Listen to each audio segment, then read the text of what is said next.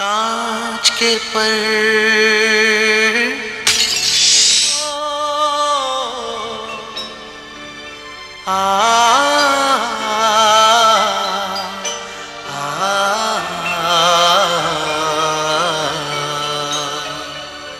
कांच के पर कांच के पर पथरीला मौसम हवा के हाथों में कंकर आग और धूप का जलता दरिया पार करूं कैसे उड़कर कांच के पर कांच के पर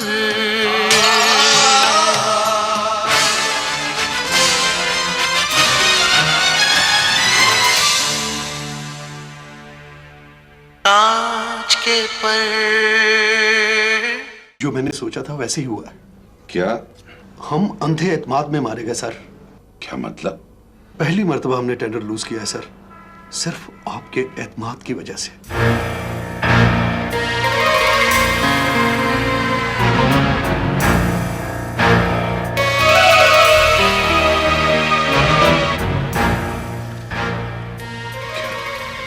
क्या कह रहे हो?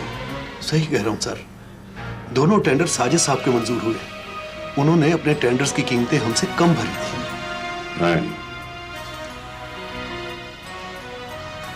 नहीं, ऐसा नहीं हो सकता। ये हो चुका है सर। मगर ये हुआ कैसे? हम सर से सर, ये सब कुछ बड़ी चालाकी से हुआ है।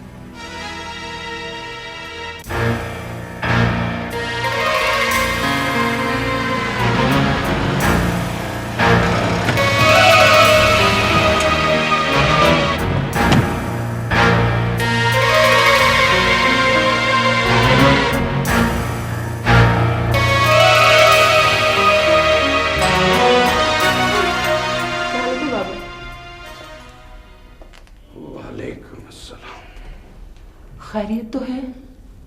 नहीं, वो सर में दर्द हो रहा है मेरे। मैं चाय बनाती हूँ बाबा आपके लिए। नहीं, रहने दो, आराम करना चाहता हूं। राइला, इधर आओ।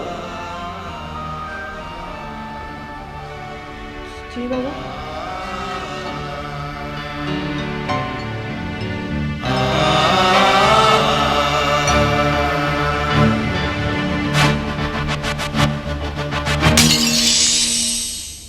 नसरीन,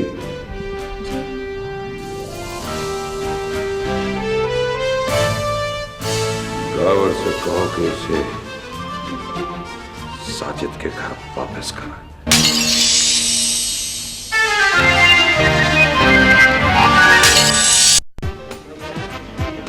से बहुत जरूरी बात करनी, चलो मैं चलो। आओ चलो। शकीला, ये बात मैं बहुत आराम और तफसील से करना चाहता हूँ। तुम 2-4 साल इंतजार करो। प्लीज शकीला। प्लीज शोएब। शकीला, मुझे मशवरा चाहिए। मशवरा लेना है तो किसी वकील के पास। तो तुम किसी वकील से काम हो क्या? देखो मेरी बात गौर से सुनो और मुझे बताओ कि मुझे क्या करना चाहिए। तुम्हें ये करना चाहिए कि तुम्हें कुछ भी नहीं करना चाहिए, क्योंकि तुम कुछ कर ही नहीं सकते। बीबी, गलतफहमी है आपकी। मैं कर सकता हूँ, बहुत कुछ कर सकता हूँ, अगर आप समझने की और मेरी हेल्प करने की जसारत करें। समझती क्या आप अपने आप को? सब कुछ कर सकता हूँ मैं, दुनिया से लड़ सकता हूँ, जो मेरा दिल तय कर सकता हूँ, मैं सब कुछ कर सकता हूँ।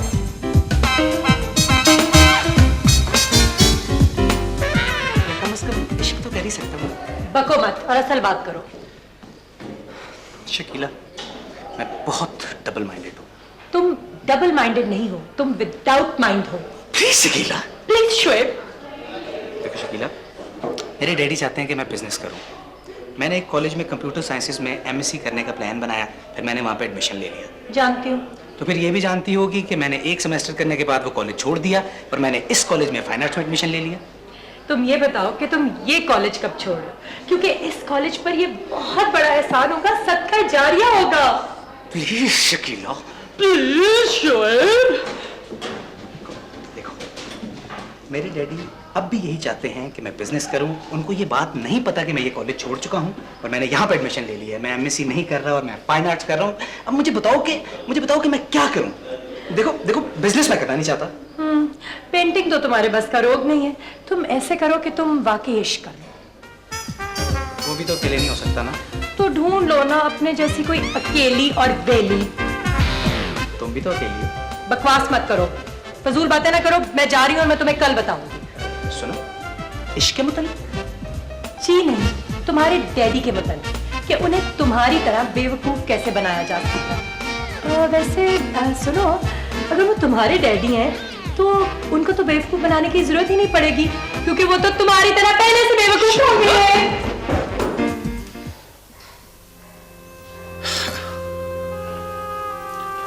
हौसला रखो।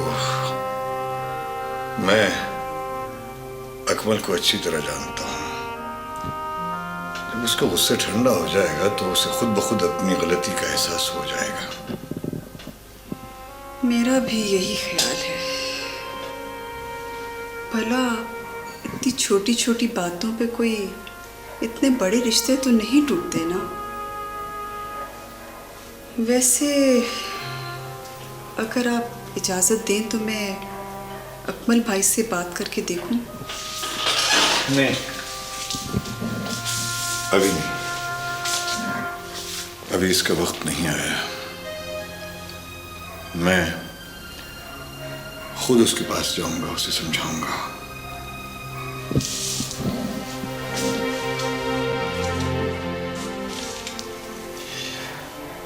हौसला रखो यार, सब ठीक हो जाएगा।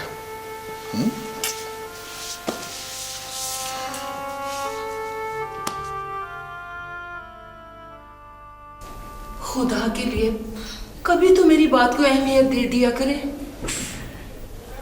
ये सब कुछ मैं किसके लिए कर रहा हूं? किसके लिए? हमारे लिए, हमारी खातिर ये फैसला ना करें। लोगों को पता चल चुका है, मंगनी हो गई है। लोग क्या कहेंगे? हमारी बेटी को कसूरवार ठहराएंगे ना।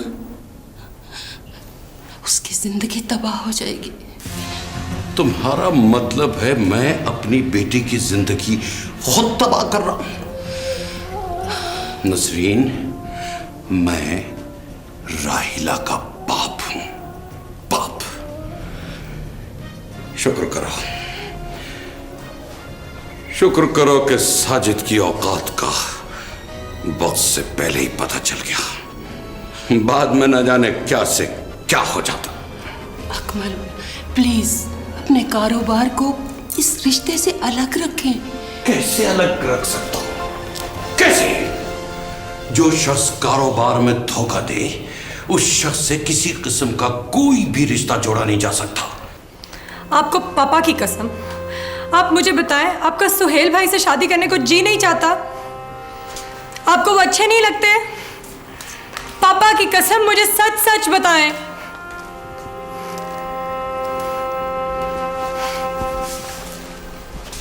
पापी, मैं आपके साथ ऐसा नहीं होने दूंगी, हरगिज नहीं होने दूंगी। मैं खुद पापा से जाके बात करूंगी। तुम कुछ नहीं कहोगी। तुम जानती हो उनके गुस्से को। जानती हूँ, इसीलिए कह रही हूँ कि मैं खुद बात करूंगी। तुम बात नहीं करोगी, मैं खुद बात करूंगी। पता है मुझे कि आप कैसे बात करेंगी, लेकिन तुम बात करोगे कैसे? पता चल जाएगा सबको। अम्मा,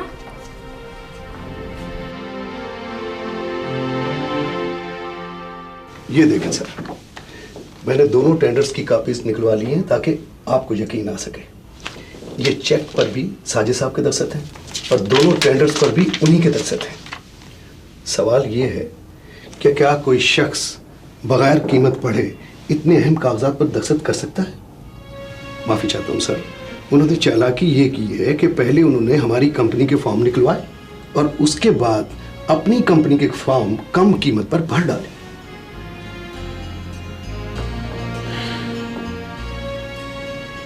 नियाज़ी, मेरा तो इस दुनिया से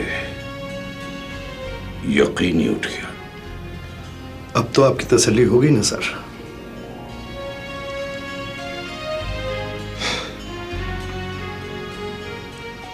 हो गई तसल्ली,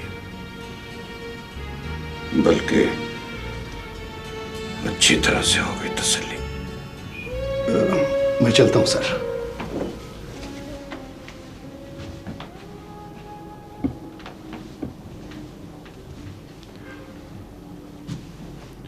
हेलो अकमल।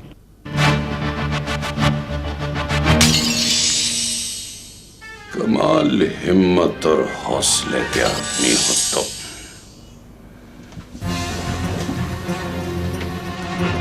तुम जैसा ढीठ शख्स मैंने इस दुनिया में नहीं देखा। किस मुंह से आए हो अब? जो जी में आए कह लो, ये कोई नई बात तो नहीं है। मुझे अच्छी तरह याद है कि तुम मुझे बुरा भला कह के हमेशा माफी मांग लिया करते थे। यकीन जानो, इस बार भी गलती मेरी नहीं है। ये कसूर अकाउंटेंट का है। हाँ, मेरा कसूर इतना है कि मैंने रकम देखे बगैर दस्तखत कर दिया। तुम तो किसी अफसाने की भी एक एक लाइन को 10-10 बार पढ़ते हो। टेंडर पढ़ना कैसे भूल गए? खूब, बहुत खूब साजिद खान, बहुत खूब। तुम चाहो तो मेरे अकाउंटेंट से पूछ सकते हो। अकाउंटेंट भी तो तुम्हारा ही है। देखो अकमल, यार मैं पहले भी कह चुका हूं कि अगर तुम दोनों टेंडर्स की सप्लाई शुरू कर दोगे तो मुझे बहुत खुशी होगी। मत बनो इतने सखी, नहीं चाहिए मुझे तुम्हारी ये सखावत। मैंने आज तक जो कुछ कमाया है अपनी मेहनत और अपनी जहानत से। तुम जैसे लोगों को खैरात देता हूं मैं, देता नहीं। जाओ जाओ, चले जाओ साजिद, चले जाओ। मैं चाहता हूं कि हमारी दोस्ती खत्म हो, दुश्मनी शुरू ना हो। जाओ, चले जाओ यहां से। कैसे चले जाऊं? अकमल यार, समझने की कोशिश करो। बेशक तुम अपनी तसल्ली कर लो, चाहो तो इंक्वायरी करा लो, किसी गैर जानिबदार शख्स को मुकर्रर कर लो। अगर फिर भी तुम्हारा इत्मीनान ना हो, तसल्ली ना हो, तो फिर ठीक है, जो तुम फैसला करोगे तुम्हारी मर्जी है। तसल्ली भी हो गई मेरी और फैसला भी कर लिया है मैंने। और याद रखो, मेरे फैसले बदलते नहीं हैं।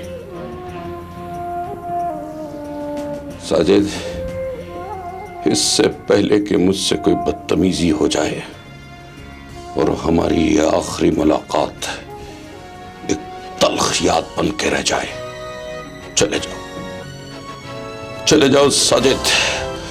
मैं आखिरी बार कहता हूं कि चले जाओ यहां से। मैं नहीं जाऊंगा।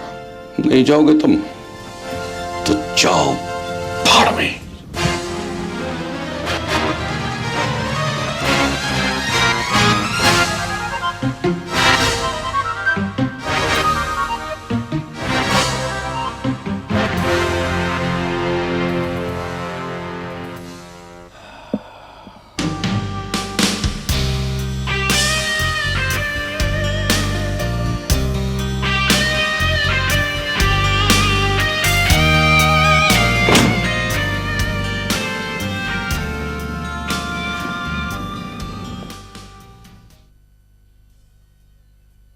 Hello, Rohil. This is Maya. When you're back, please contact me. My contact number is 718-913-41674. Hello Rohel, यार कहाँ हो तुम? ऑफिस से भी गायब हो, मोबाइल भी बंद किया हुआ है। मैं तुमसे बात करने के लिए इतना बेचैन हूँ कि तुम्हें एक खुशखबरी सुनानी है। मैंने तुम्हारे लिए भाभी ढूंढ ली है। अब तुम ऐसा करो कि फौरन पाकिस्तान आ जाओ। हाँ, एक बात की माजरत भी चाहता हूँ कि तुम्हारे बगैर बस जल्दी में मंगनी हो गई है, लेकिन असल फंक्शन तुम्हारे आने पर ही होगा। उसकी तुम बिल्कुल फिक्र मत करो। खूब हल्ला गुल्ला होगा, बहुत मजा आएगा। तुम्हें इसी दिन का इंतजार था ना? हर वक्त मुझे छेड़ते रहते थे। चलो अब जल्दी से आ जाओ मेरी जान, ठीक है? और हाँ, एक काम करना, मेरा मैसेज सुनते ही मुझे फोन करने की कोशिश करना, ओके? खुदा हाफिज। कितने आराम से कह दिया कि तुम्हारे लिए भाभी ढूंढ लिए। तुम कौन होते हो मेरी भाभी ढूंढ? तुम कौन होते हो मेरी भाभी ढूंढने वाले? मंगनी कर ली, सारी उम्र शक्ल नहीं दिखाऊंगा, सारी उम्र।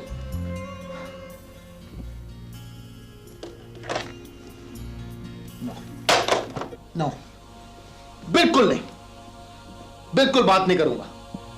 बड़े दावे किए थे, तुम तो मेरी जान हो, ये हो, फला हो, और खुद मंगनी कर ली।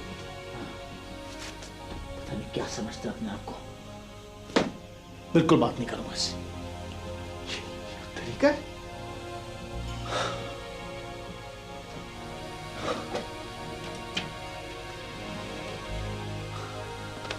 भाभी ढूंढने की ड्यूटी मेरी लगा रखी थी और चुपके से मंगनी कर ली और मुझे बताया तक नहीं। नहीं करूंगा बात, बिल्कुल बात नहीं करूंगा।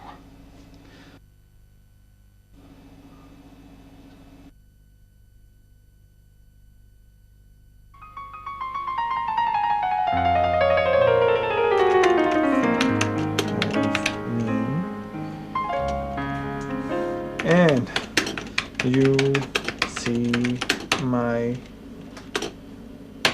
face, I would not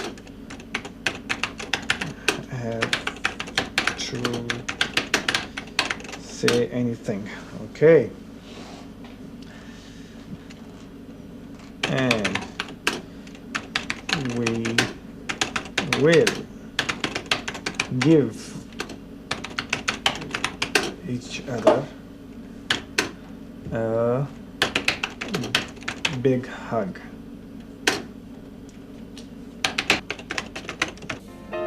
और तुम मेरी शक्ल देखकर मेरे गले लग जाओगे।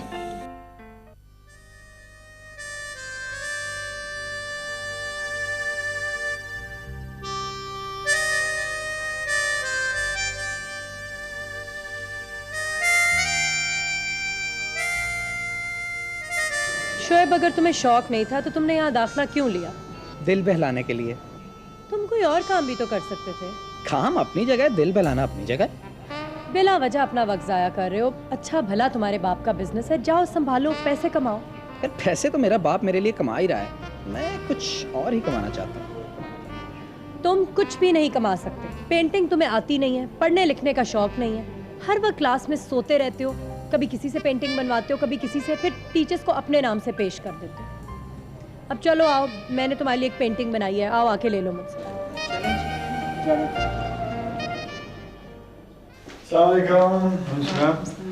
ये क्या है भाई? ये कुछ फैक्स हैं, ईमेल्स हैं। कहाँ से आई हैं? रोहेल ने भेजे हैं। ये रोहेल को आखिर फैक्स और ईमेल करने की क्या जरूरत थी? क्या वो फोन पे बात नहीं कर सकता? फोन पे बात नहीं करेगा, वो बहुत गुस्से में है। उसका गुस्सा भी बजा है। अब जाने उसने क्या क्या प्रोग्राम बनाए थे तुम्हारी मंगनी सेलिब्रेट करने के लिए। वाकई मैं तो उसे ये तक नहीं बता सका कि हालात क्या से क्या हो गए।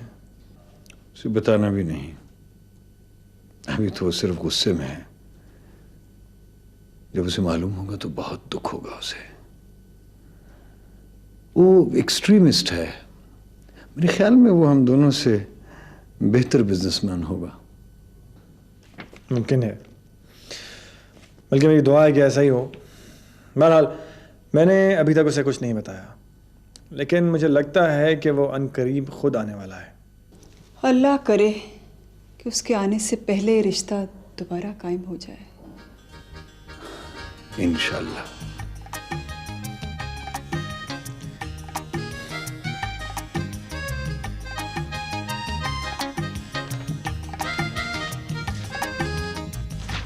जाजिब तुम यहाँ, अम्मी कहाँ है? अम्मी बाहर हैं, उन्हें मिलकर बता कर आया हूँ ये किताब देने जो तुमने मंगवाई थी। मैंने मंगवाई थी? मैंने कब मंगवाई थी? हाँ रख लो, अगर जरूरत ना हुई तो बता देना, कल आकर ले जाऊंगा। नहीं अभी लेके जाओ ना। पापा अभी भी तो तुमने मंगवाई है, अभी वापस ले जाना बुरा लगेगा, आंटी क्या सोचेंगी? पापा मैंने कब मंगवाई है ये किताब, तुम लेके जाओ। पापा मैंने कहा ना, इसे फिलहाल तुम रखो। मैं चलती हूँ, अम्मी मेरा इंतजार कर रही होंगी। अम्मी को क्या स्टेशन पर छोड़कर आई हो जो वो इंतजार कर रही होंगी? आराम से बैठी हैं।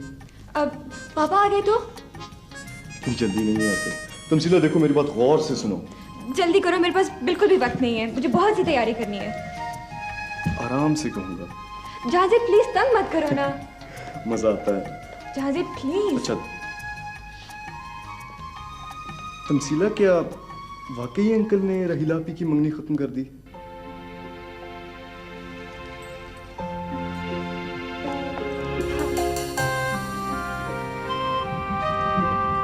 बहुत ज्यादा की और मुझे तो बहुत अफसोस हुआ। अफसोस तो खैर उस वक्त भी बहुत हुआ था जब अचानक ही उसकी मंगनी कर दी और मुझे बुलाया तक नहीं। मंगनी टूटने का तो खैर इंसान को ना इतना जज्बाती और जल्दबाज भी नहीं होना चाहिए। जाजिब प्लीज पापा के खिलाफ एक बात भी मत करना। तमसीला उनके रवैये को कौन नहीं जानता? कुछ भी हो प्लीज जाजिब। अच्छा और अगर कल को उन्होंने हमारा रिश्ता खत्म कर दिया तो? तुम जानते हो कैसे नहीं हो सकता। कुछ भी हो सकता है, कुछ भी। मैं सुहेल नहीं हूं जो चुप कर जाऊंगा। मैं तुमसे प्यार करता हूं और मैं मर सकता हूं और तुम्हें भी मार सकता हूं, कुछ भी कर सकता हूं।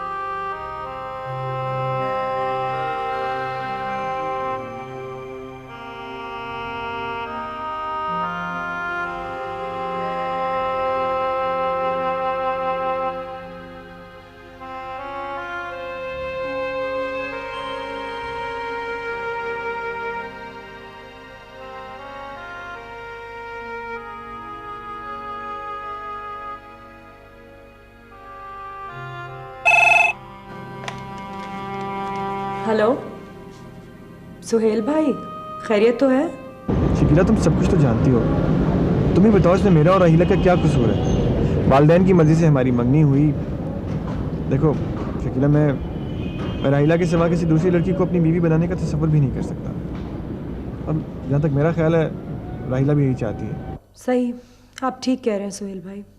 फिर वो मुझसे बात क्यों नहीं करती? घर मैं नहीं जा सकता, फोन पर वो नहीं मिलती। उसे समझाओ प्लीज, उसे समझाओ कि हम दोनों को स्टैंड लेना चाहिए। हमें कुर्बानी का बकरा क्यों बनाया जा रहा है? सुहेल भाई, मैंने राहीला आपी को समझाने की बहुत कोशिश की है, मगर आप जानते तो हैं कि उनमें इतनी हिम्मत ही नहीं है कि वो पापा के साथ कोई भी बात कर सके। शकीला तुम एक बार राहीला को मुझसे मिलवा दो, मैं उसे समझा लूंगा, वरना बात बिगड़ जाएगी। इट्स इम्पॉसिबल सुहेल भाई, ये नामुमकिन है। ये नामुमकिन काम सिर्फ तुम कर सकती हो। देखो अपने दिल से पूछ कर फैसला करो, अगर मैं सही कह रहा हूँ तो करो, वरना नहीं। मैं पूरी कोशिश करूंगी। हाँ प्लीज, लेकिन जल्दी करना वरना देर हो जाएगी। आप बेफिक्र हैं सुहेल भाई, मैं आपको फोन पे इत्ला कर दूंगी।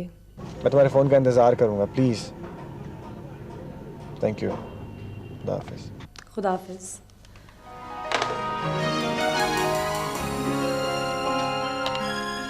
अब मैं क्या करूं? तुमने अच्छा नहीं किया राहीला। क्या आपी? मुझे बताना चाहिए था क्या तुमने इन्हें बुलाया हुआ यहाँ पे। अब जल्दी चलो आप। राहीला मेरी बात सुन लो, कुछ देर ठहर जाओ, आराम से बात तो सुनो। क्या बात सुनूं मैं आपकी? मेरा और आपका कोई रिश्ता नहीं है, जो था अब्बू ने ख़त्म कर दिया। और तुम? अब्बू ने जो फैसला किया होगा ठीक ही किया होगा। क्या तुम भी यही चाहती हो? मुझे नहीं पता। राहिला, कैसी बच्चों वाली बातें कर रही हो तुम? ये तुम्हारे और मेरे मुस्तकबिल का सवाल है। तुम्हारा खामोश रहना ठीक नहीं है। जस्ट टॉक टू अंकल, उनसे बात करो, तो तुम्हारी बात तो जरूर नहीं करते। कांच के पर्दे